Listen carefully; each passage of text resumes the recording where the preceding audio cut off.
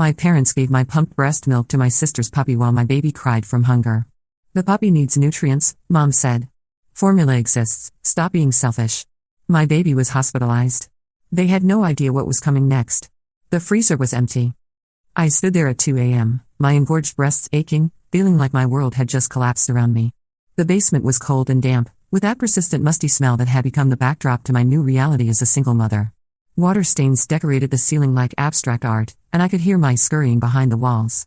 This was supposed to be temporary, just until I got back on my feet after Ryan's death. That was 8 months ago. The silence in the house felt oppressive, broken only by Amelia's increasingly desperate cries from upstairs. I had developed a routine over these past weeks: wake up every 3 hours, pump milk while my daughter slept, label and store each precious bag with the care of someone handling liquid gold. Because that's what it was to us. Liquid gold that represented hours of my life, my body's work, my daughter's sustenance, and my only way to provide for her when everything else felt impossible. I remember the first time I had to pump at work, hiding in a supply closet because my employer claimed they didn't have a proper lactation room. The humiliation of explaining to my male supervisor why I needed these breaks, the way his face contorted with disgust as if my basic biological functions were somehow offensive to him. But I persevered because Amelia needed me too. Every drop mattered when you're living on a single income that barely covers the basics. My 3-month-old daughter, Amelia, crying in her bassinet, staring at the space where 40 ounces of pumped breast milk should have been. Her cries weren't just hungry, they were the desperate wails of a baby who had been on a predictable feeding schedule and suddenly found herself abandoned by the very people who should have protected her most basic needs. 40 ounces? I painstakingly collected over 2 weeks, pumping every 3 hours while working from home, storing each precious bag labeled with dates and times. Each bag represented a small victory in my struggle to maintain some semblance of control over our chaotic life. Amelia, 2 ounces, 3:15 to 6 a.m. written in my careful handwriting, as if the precision of my labeling could somehow bring order to the chaos that had become our existence. Those bags weren't just milk, they were security, peace of mind, insurance against exactly this kind of emergency. They represented countless nights of interrupted sleep, the sharp pain of engorgement when my body produced more than Amelia could consume directly, the careful balancing act of maintaining my supply while working to support us both. They were the physical manifestation of my love, my sacrifice, my determination to give my daughter the best start in life despite our circumstances. I had calculated everything so carefully. The pediatrician had explained that breast milk could be stored safely for up to 6 months in a deep freezer, and I had been building our emergency stash methodically. Some days when Amelia slept longer than usual, I would pump extra. Some nights when my anxiety about our future kept me awake, I would pump instead of lying there worrying. It became a meditation of sorts, the rhythmic sound of the pump and the slow accumulation of precious nutrition for my baby. Gone. Mom, I called out, trying to stay calm despite the panic rising in my throat. My voice echoed strangely in the basement, sounding smaller and more desperate than I intended. I had learned to modulate my tone carefully around my parents since moving back home. Too emotional and I was being dramatic. Too flat and I was ungrateful for their help. There was no winning, but tonight desperation overrode my usual caution. Where's Amelia's milk? She appeared in the kitchen doorway in her silk pajamas, the expensive ones Sophia had bought her for Mother's Day last year. Even at 2 a.m., even when woken from sleep, she managed to look put together in a way that made me acutely aware of my own appearance. My hair was unwashed, pulled back in a messy bun. My nursing tank top had milk stains that I'd given up trying to remove completely. Dark circles under my eyes told the story of months of interrupted sleep and emotional exhaustion. The contrast between us was stark and intentional. She had made it clear from the day I moved back home that my presence here was temporary charity, not a daughter returning to her childhood home in her hour of greatest need. She looked annoyed at being woken, her face pinched with a particular expression she reserved for inconveniences that disrupted her carefully ordered life. Behind her, I could hear my 24-year-old sister, Sophia, cooing at something in the living room. The sound made my stomach clench because I knew that tone. It was the same saccharine voice she used when filming content for her Instagram account, the practiced sweetness that had somehow convinced 20,000 people to follow her lifestyle advice despite her never having held a job for more than 6 months. Oh, that we used it for Princess Buttercup, Mom said casually as if she hadn't just destroyed 2 weeks of my body's work. The words hit me like a physical blow. She said it with the same tone she might use to mention that she'd used my shampoo or borrowed my car. As if my breast milk was just another household commodity, interchangeable with any other liquid in the refrigerator.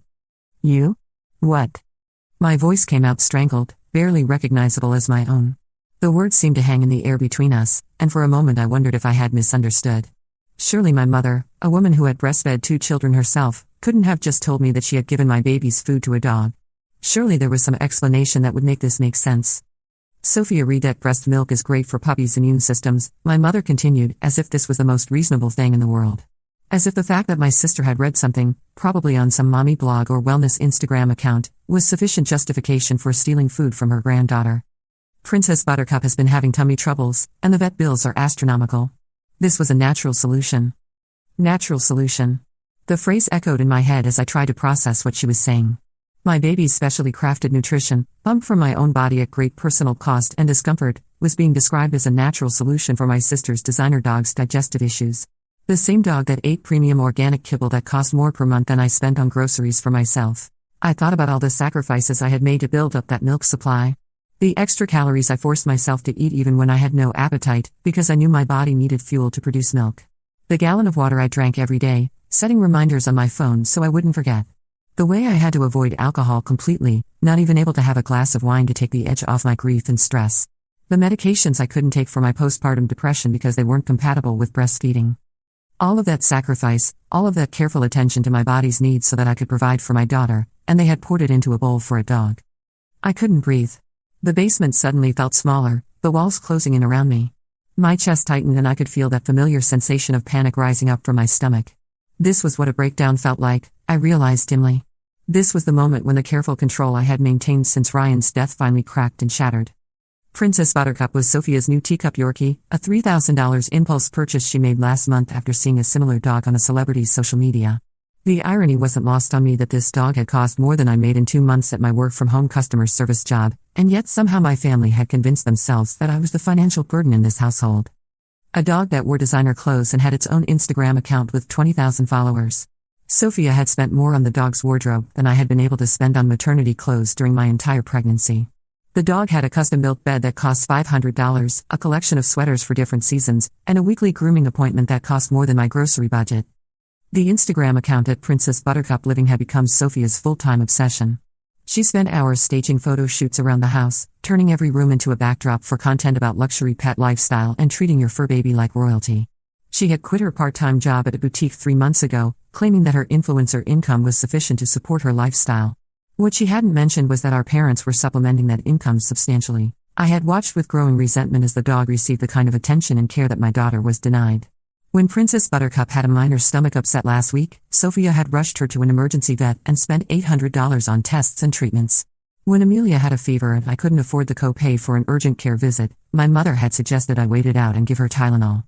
The double standard was impossible to ignore, but every time I brought it up, I was accused of being jealous or dramatic. It's different, my mother would say. Dogs can't tell you what's wrong with them. As if my 3-month-old daughter was somehow more capable of articulating her needs than a pampered teacup Yorkie. That was Amelia's food, I shouted, no longer caring about waking anyone. My voice cracked on the words, and I could hear the desperation bleeding through my attempt at anger. This wasn't just about the milk anymore, it was about everything. It was about being treated as a second-class citizen in my own family's home. It was about watching a dog receive better care than my daughter. It was about being gaslit into believing that my needs and my baby's needs were somehow less important than maintaining peace and supporting Sophia's latest venture. My baby's food. Dad wandered in, scratching his belly, wearing the same ratty t-shirt he'd been sleeping in for the past week. His hair was sticking up at odd angles and he had that confused, irritated expression of someone who had been woken up by noise and wasn't happy about it. He looked between my mother and me, clearly trying to piece together what was happening but not really caring enough to pay close attention. What's all the noise? His voice carried that edge of annoyance that I had become so familiar with since moving back home. Everything I did seemed to annoy him, Amelia's crying, my late-night pumping sessions, the smell of formula when I had to supplement. He had made it clear that our presence was disrupting the peaceful retirement he had envisioned. They gave my breast milk to Sophia's dog, I said, my voice hollow now. The fight was draining out of me as quickly as it had appeared, replaced by a bone-deep exhaustion that seemed to settle into my very soul. I had reached that point of emotional overload where everything starts to feel surreal, like you're watching someone else's life fall apart from a distance. He shrugged. The gesture was so casual, so dismissive, that it took my breath away. This was his granddaughter we were talking about. This was his daughter standing in front of him, clearly in distress, explaining that her baby's food had been given to a dog. And he shrugged. The puppy needs nutrients? Formula exists. Jasmine, stop being selfish. Selfish? The word hit me like a slap. I was selfish for wanting to feed my human baby instead of my sister's vanity pet. I was selfish for expecting my family to understand the difference between a child and a dog. I was selfish for thinking that my daughter's needs might take priority over Sophia's Instagram content creation. This wasn't the first time they had accused me of being selfish since moving back home. I was selfish for taking up space in their house. Selfish for asking them to help with Amelia occasionally so I could work. Selfish for not being grateful enough for their generosity in letting us stay. Selfish for grieving my husband's death in a way that made them uncomfortable. But this felt different. This felt like a final nail in the coffin of any hope I had maintained that my family might actually care about my daughter and me. This was the moment I realized that we truly were on our own, even while living under my parents' roof. Formula is expensive, I said through gritted teeth, trying to explain something that should have been obvious to anyone with a functioning brain. And Amelia doesn't tolerate it well. She's been exclusively breastfed. The truth was more complicated than that. Formula wasn't just expensive, it was a luxury I could barely afford on my limited income. A single can of the hypoallergenic formula that Amelia could tolerate cost nearly $40 and lasted maybe 3 days. That was almost $400 a month just for formula, not counting bottles, sterilizing equipment, and all the other supplies needed for bottle feeding. But beyond the financial burden, there was the emotional cost. I had committed to breastfeeding not just because it was healthier for Amelia, but because it was one of the few ways I could provide for her that didn't require money I didn't have. In a world where I felt powerless and dependent, breastfeeding was something that was uniquely mine, something I could give my daughter that no one else could. The few times I had given Amelia formula, the results had been disastrous. She would drink it reluctantly, her tiny face scrunched up in distaste, and then spend the next several hours in obvious discomfort. Her stomach would become distended and hard, and she would cry the particular cry of a baby in pain, not hungry crying or tired crying, but the desperate wail of genuine distress. Then make more milk, Mom interrupted, as if I were a cow that could simply be turned on and off at will. It's free from your body. Right? Just pump again. The ignorance behind her words was staggering. This was a woman who had breastfed 2 children herself, who should have understood the basic biology of milk production. But somehow, in her determination to defend Sophia's actions, she had convinced herself that breast milk was an unlimited resource that I was hoarding out of spite. That's not how it works. That's not how any of this works. I thought about trying to explain to her how milk production actually worked, how it was based on supply and demand, how stress could impact letdown, how it took time to rebuild a depleted supply. I thought about explaining that the bags of frozen milk represented hours and days of careful planning and timing, not something that could be instantly replaced. But they'd never understood. They had never understood anything about my situation since Ryan died. They didn't understand grief, they didn't understand single motherhood, they didn't understand financial stress, and they certainly didn't understand the complex biology of breastfeeding. When I moved back home after my husband, Ryan, died in a car accident when I was 7 months pregnant, they treated my grief and my baby as inconveniences. The move itself had been traumatic, packing up the life Ryan and I had built together, selling most of our furniture because there was no room for it in my parents' house, leaving the nursery we had so carefully prepared for our daughter. I remember the day I had to dismantle Amelia's crib, the one Ryan had spent weeks researching and comparing before finally choosing the perfect one.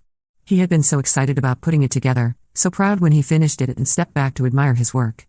Our daughter is going to sleep like a princess, he had said, not knowing that he would never see her use it. My parents had made it clear from the beginning that this arrangement was temporary and contingent on my good behavior. I was expected to be grateful, quiet, and unobtrusive. Amelia was expected to somehow not be a baby, not cry at night, not require attention during the day, not disrupt the peaceful retirement lifestyle my parents had planned.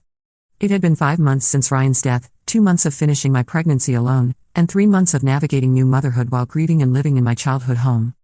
Sophia's dog got a nursery renovation. Within a week of Princess Buttercup's arrival, my parents had converted their guest room into what Sophia called a puppy palace. They installed custom shelving for the dog's extensive wardrobe, bought a small chandelier because Sophia said it would look good in photos, and even had special flooring installed that would be easier to clean if the dog had accidents. My daughter and I got the moldy basement. The same basement that had flooded twice in the past 5 years, leaving permanent water damage and a persistent smell that no amount of cleaning could eliminate. The ceiling was low enough that I had to duck in some places, and the single window was at ground level, letting in barely any natural light. There was no heat down there, just a space heater that made the electricity bill spike whenever I used it. The walls were concrete block, painted white in what I suspected was an attempt to make the space seem less dungeon-like, but only succeeding in giving it the ambience of a mental institution. I had tried to make it as comfortable as possible for Amelia and myself, buying cheerful blankets and hanging pictures on the walls. But there was no disguising the fact that my parents' dog was living in luxury while their granddaughter was relegated to the basement like some shameful secret. Amelia's cries escalated, pulling me back to the immediate crisis. She was hungry, and her cries were becoming more desperate and panicked. I could hear the difference. This wasn't her tired cry or her something's wrong cry. This was the primal wail of a baby whose basic needs weren't being met, and the sound cut through me like a knife. My breasts were ready to feed her, engorged and aching from the missed feeding. But she'd been having latch issues since birth, which is why I had started pumping in the first place. Some babies take to breastfeeding naturally, but Amelia had struggled from the beginning. She would latch on for a few seconds, then pull away in frustration, crying harder each time. The lactation consultant at the hospital had assured me that this was normal, that some babies needed more time to learn. She had shown me different positions to try, different techniques to encourage proper latching, but those consultations cost money I didn't have, and without insurance coverage for extended lactation support, I had been largely on my own to figure it out. The frozen stash was supposed to be our backup, our security. It was my insurance policy against exactly this kind of situation, times when direct breastfeeding wasn't working, when I was too stressed to produce enough milk immediately, when we needed the reliability of measured, controlled feedings. I had calculated everything so carefully. If I could pump enough to build up a reserve supply, I could buy us time to work on Amelia's latching issues without worrying about her nutrition. I could have some flexibility in my schedule, maybe even get a full night's sleep occasionally while Ryan's mother bottle fed Amelia with pumped milk during visits. I rushed to feed her directly, but she struggled, crying harder. The stress of the situation was making everything worse. I was tense and upset, my heart racing with anger and panic, and babies can sense that kind of emotional turmoil. My letdown reflex was affected by my stress levels, making it even harder for her to get the milk she needed. She latched and unlatched repeatedly, getting more frustrated and more hungry with each failed attempt. Her little hands flailed as she turned her head back and forth, rooting desperately but unable to coordinate the complex series of movements required for successful breastfeeding. Each time she pulled away, she would cry harder, and her distress would feed my own anxiety, creating a vicious cycle that made success even less likely. Sophia appeared in the doorway, cradling her puppy like a baby, swaying gently back and forth in a mockery of maternal behavior. She was wearing silk pajamas that matched our mother's, a gift from our parents' last anniversary trip to Europe. Her hair was perfectly styled even though she had supposedly been asleep, and her makeup was flawless in that Instagram-ready way that somehow required 2 hours of natural preparation. "Princess Buttercup is doing so much better after her breast milk bottle," she said with the satisfied tone of someone who had accomplished something wonderful. "Her coat is shinier already, and look how content she is." The dog did look content, nestled in Sophia's arms like an infant, its tiny pink tongue lolling out slightly as it dozed. It was wearing a tiny silk pajama set that matched Sophia's, custom-made by a designer who specialized in luxury pet wear. The sight of this pampered animal wearing better clothes than my daughter had ever owned while being fed nutrition meant for a human baby made my vision blur with rage. I thought about all the photos Sophia had posted over the past few hours while I was trying to sleep. Photos of Princess Buttercup looking refreshed and glowing after her special organic nutrition boost. Photos of Sophia preparing the all-natural puppy wellness drink with captions about holistic pet care and giving your fur baby the best life possible. Her followers had loved it. Hundreds of comments praising her dedication to her pet's health, asking for more details about this innovative feeding method, sharing their own stories of expensive vet bills and difficult-to-solve pet health issues. Sophia had basked in the attention, responding to comments with detailed explanations of how breast milk was nature's perfect nutrition and how she had discovered this amazing solution to digestive problems. What she hadn't mentioned in any of those posts was that the breast milk wasn't hers. She hadn't mentioned that it had been stolen from a freezer where it was being stored for a human infant. She hadn't mentioned that her amazing discovery had left her 3-month-old niece without food. I wanted to scream. The casual cruelty of it was breathtaking. Not only had they taken Amelia's food, but Sophia had turned it into content, monetizing my daughter's hunger for Instagram engagement.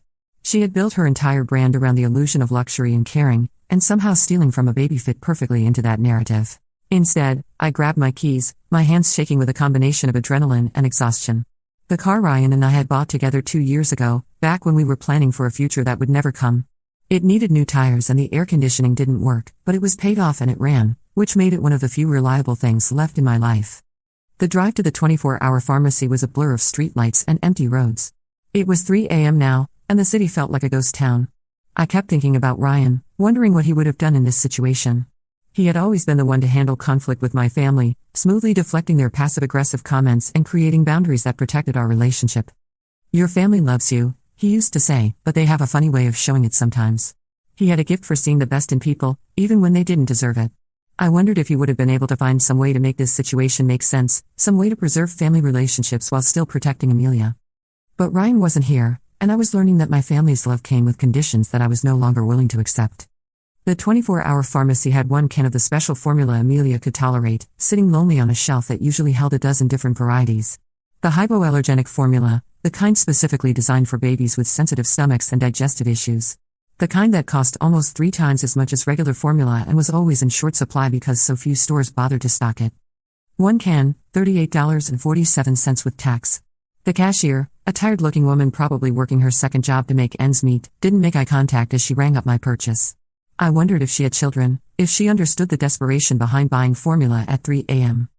I had $43 in my checking account until my work-from-home paycheck cleared in 5 days. The math was simple and brutal. This purchase would leave me with less than $5 to last until payday. No gas money, no grocery money, no emergency fund for any other crisis that might arise. But what choice did I have? My daughter was hungry, and my family had made it clear that her needs were secondary to a dog's digestive comfort. I bought it, my debit card declining twice before finally going through, probably because the bank's fraud detection system couldn't believe someone would buy formula at 3 a.m. unless it was an emergency. Amelia fought the bottle at first. She only had formula twice before, both times resulting in painful gas and projectile vomiting, but she was hungry enough to drink. By 6 a.m., the vomiting started. By 8 a.m., she was lethargic. By 10 a.m., I was in the ER. Severe dehydration, the pediatrician said, looking at me with poorly concealed judgment. What happened to her regular feeding schedule? I explained, my voice hollow. The doctor's expression shifted from judgment to horror. They gave human breast milk to a dog, she repeated slowly. While your infant went hungry. The puppy needed nutrients, I said bitterly, parroting my father's words. Ma'am, this represents serious neglect of an infant's nutritional needs. I'm required to report this to Child Protective Services. Good. Let her report it. I was too tired, too broken to care about family dynamics anymore. Amelia spent 2 days in the pediatric ward, hooked to IVs for hydration. 2 days of me sleeping in a chair, bumping to rebuild my supply. Crying every time I looked at her tiny arm taped with tubes. My parents didn't visit. They were too busy with Sophia's puppy influencer photo shoot. But Sarah visited, my best friend since high school, now a family law attorney. She took one look at the situation and said the words that changed everything. You know, Ryan had life insurance. Right? I did know. A small policy through his work, enough to cover funeral expenses and a few months of bills. What I didn't know was that Ryan had another policy, a big one. One he'd taken out when I got pregnant, naming me as beneficiary. His mother has been trying to contact you, Sarah explained. But your parents kept saying you weren't ready to talk. Jasmine, it's a $250,000 policy. $250,000. I've been living in a moldy basement, rationing formula, begging for basic respect while $250,000 waited for me. There's more, Sarah continued. Ryan's family wants to help. They've been worried sick, but didn't want to overstep since you were with your parents. They have a mother-in-law suite, empty, waiting for you and Amelia. I started sobbing, not sad tears, angry tears, relieved tears. My parents had isolated me, made me believe I had nowhere else to go, no other options, all while treating my daughter as less valuable than a dog. But first, there was something else to handle. See, Princess Buttercup's Instagram account was monetized. Sophia made decent money from sponsored posts. What she didn't know was that what they had done could be considered child endangerment and potentially theft. Taking food specifically intended for an infant and giving it to an animal while that infant went hungry crossed serious legal and ethical lines. And I had evidence, so much evidence. Sophia had posted about Princess Buttercup's special nutrition boost on her stories. She literally filmed herself feeding my breast milk to the dog, bragging about the organic solution to puppy digestive issues. 20,000 followers saw it, including some who recognized the serious nature of what they were witnessing. The knock came while I was still in the hospital with Amelia. Child Protective Services, the police. The investigation was swift. The Instagram videos were evidence of child neglect, prioritizing a pet's perceived needs over an infant's basic nutrition. My parents were charged with child endangerment. Sophia was charged with contributing to the neglect of a minor. But I wasn't done. While they dealt with legal issues, I met with Ryan's parents. The Johnsons were everything. My family wasn't warm, supportive, devastated. They'd been kept from their granddaughter. They prepared the mother-in-law suite months ago, hoping I'd come. We didn't want to pressure you, Ryan's mother, Linda, said through tears. Your parents said you needed space. We thought we were respecting your wishes. I moved out while my parents were at their arraignment, took everything that was mine, which wasn't much. Left a note, formula exists. Find your own roof. The $250,000 life insurance changed everything. I paid off Ryan's medical bills from the accident, set up Amelia's college fund, bought a small house near the Johnsons, close enough for daily grandparent visits, far enough for independence. But the real revenge came from an unexpected source. Dr. Martinez, the pediatrician who treated Amelia, was married to a local news anchor. The story of parents feeding breast milk to a dog while a baby starved, it went viral. Not just local, national. Sophia lost every sponsorship within 48 hours. Turns out, brands don't want to be associated with people who prioritize puppies over babies. Her Instagram was flooded with outraged mothers. She had to make her account private, destroying her influencer career. My parents became pariahs. Mom was asked to leave her book club. Dad's golf buddies suddenly had scheduling conflicts. Their church congregation whispered. The neighborhood association got complaints. They tried to spin it.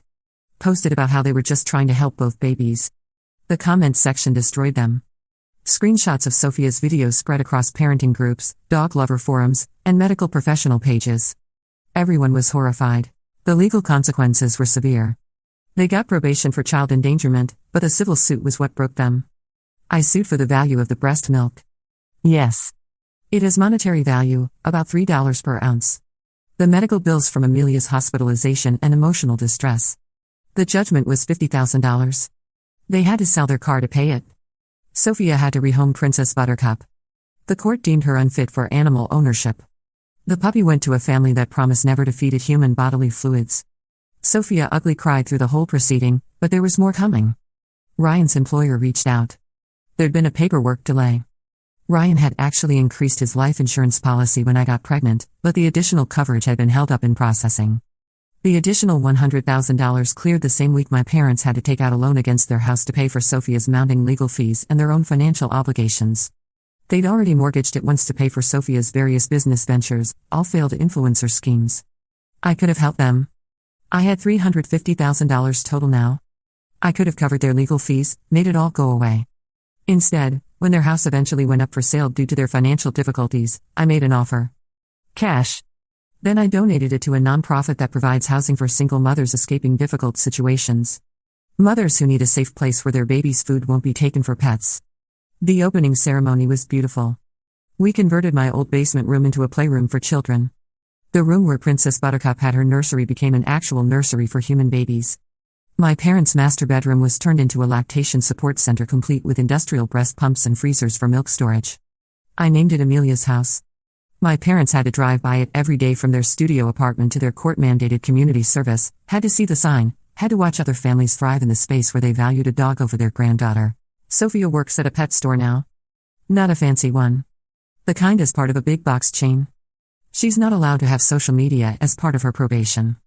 Every time someone recognizes her as the breast milk puppy girl, she has to explain, has to relive her humiliation.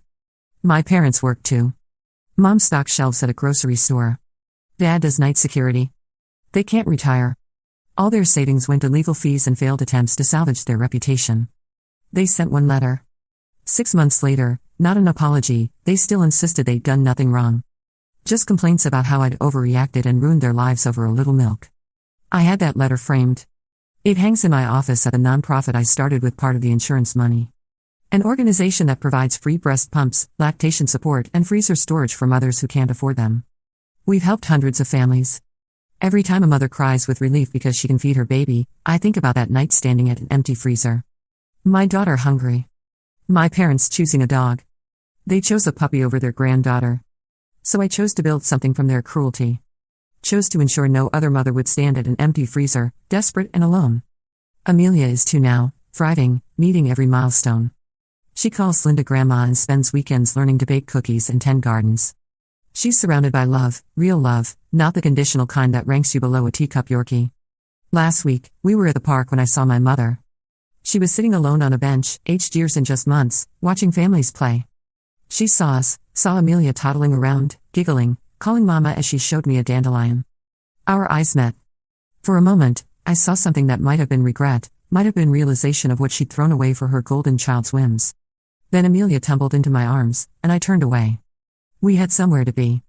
The Johnson family's Sunday dinner, where my daughter would be treasured, celebrated, chosen, where her food would never ever go to a dog.